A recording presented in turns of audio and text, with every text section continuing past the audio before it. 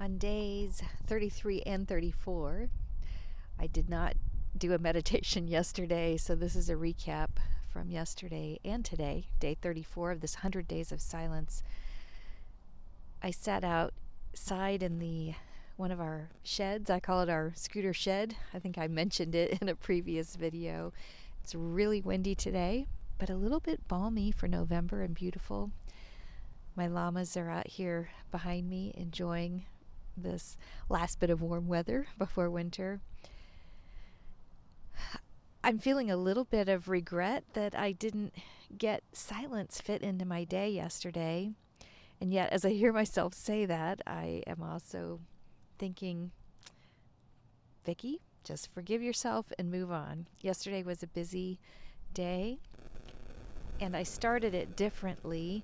I have a lot on my plate related to wrapping up things for my mom's estate, which luckily is not a very complicated estate, but still there's a lot of just details you have to take care of.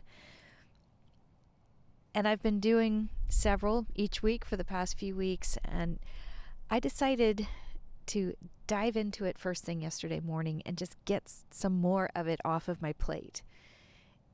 And that was helpful, so I felt good about that. I started at about 8:30 or so in the morning and went till 1:30 working on that.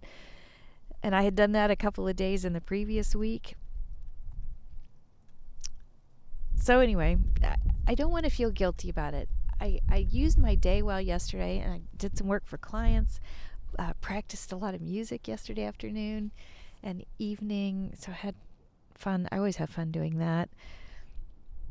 But today I was more deliberate about getting silence back into my calendar.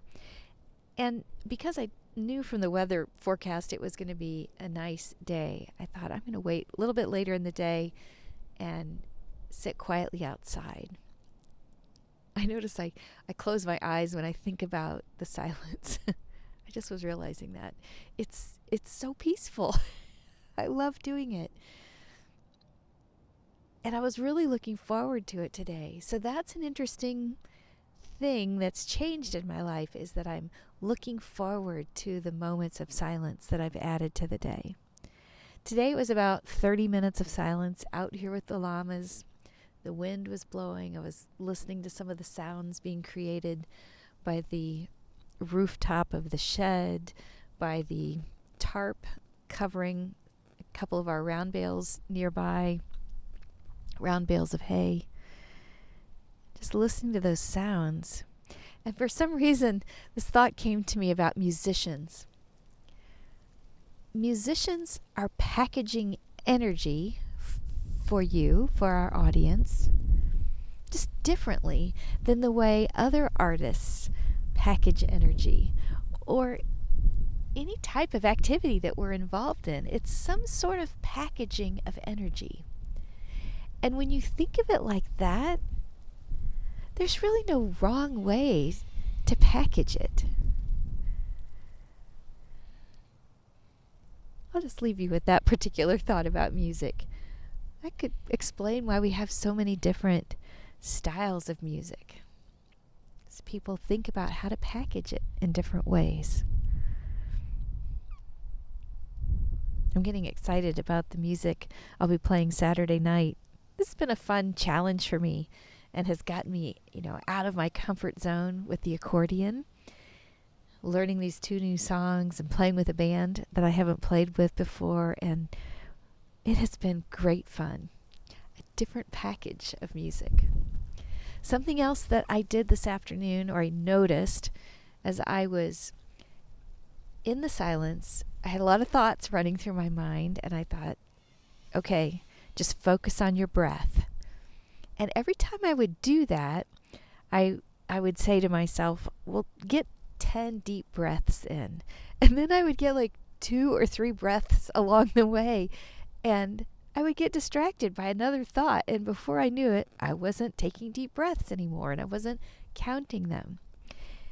And so the next thing I did was to say to myself, if you lose track, go back to the beginning and start over. So I was doing that, going back to breath 1.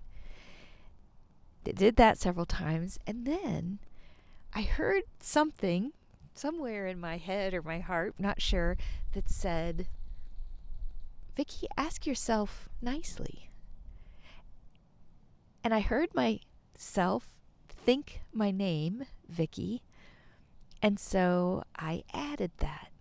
Vicky, take the first breath. And I would do that. Vicky, take the second breath.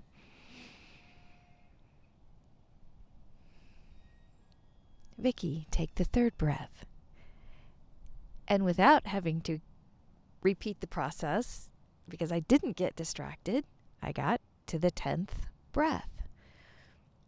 That reminded me of a little session that I teach in one of my leadership modules about the importance of using somebody's name in conversation or typing it as a greeting in an email.